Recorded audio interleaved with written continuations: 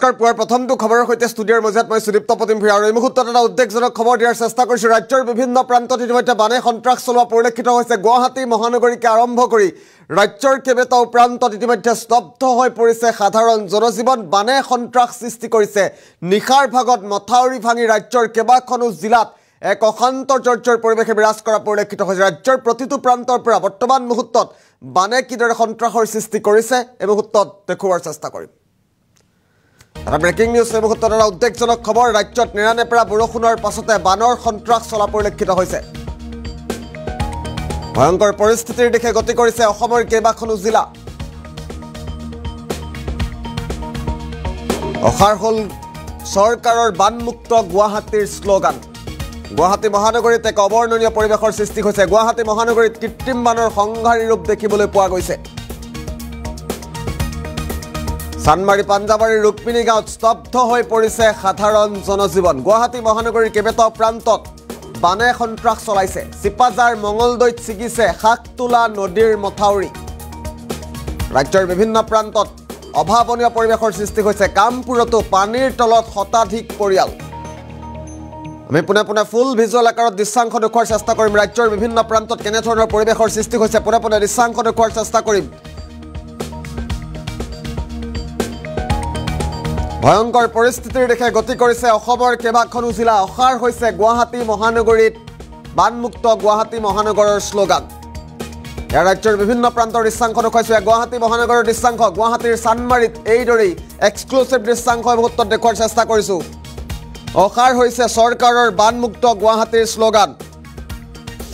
গুৱাহাটী মহানগৰীত কৃত্ৰিম বানে সংঘাৰী ৰূপ ধাৰণ কৰা পৰিলক্ষিত হৈছে। এয়া চানমাৰীৰ দৃশ্যাংশ মুহূৰ্তত দেখুওৱাৰ চেষ্টা কৰিছোঁ। চানমাৰীত কেনেধৰণৰ পৰিৱেশৰ সৃষ্টি হৈছে দৃশ্যাংশটো চাওক। চিপাঝাৰ মঙলদৈতো শাকতোলা নদীৰ মথাউৰি ছিঙাৰ পাছত অভাৱনীয় পৰিৱেশৰ সৃষ্টি হৈছে। এয়া পোনে পোনে গুৱাহাটী মহানগৰীৰ পৰা দৃশ্যাংশ দেখুৱাইছোঁ পোনপটীয়া সম্প্ৰচাৰ যোগে।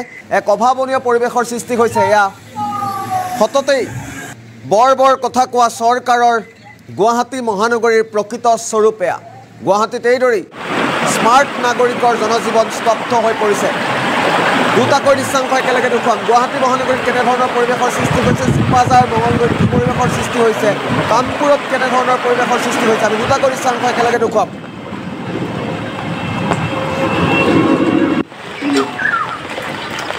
ৰাজ্যৰ বিভিন্ন প্ৰান্তৰ পৰা বৰ্তমান মুহূৰ্তত পোনপটীয়া দৃশ্যাংশ দেখুৱাই থকাৰ চেষ্টা কৰিছোঁ। এক অভাৱনীয় পৰিৱেশৰ দিশে গতি কৰিছে অসম।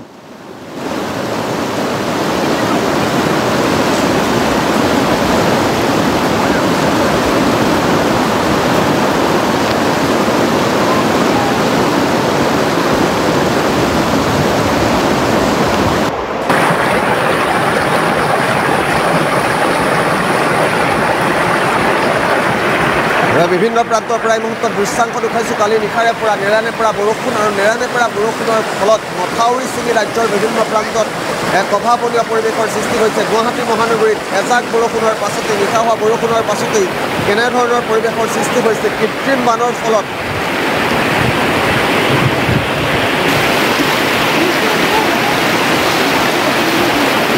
কৃত্ৰিম বানৰ ফলত গুৱাহাটীত কেনেধৰণৰ পৰিৱেশৰ সৃষ্টি হৈছে দৃশ্যাংশকেইটা এবাৰ লক্ষ্য কৰক, তাৰপাছত অনুভৱ কৰক।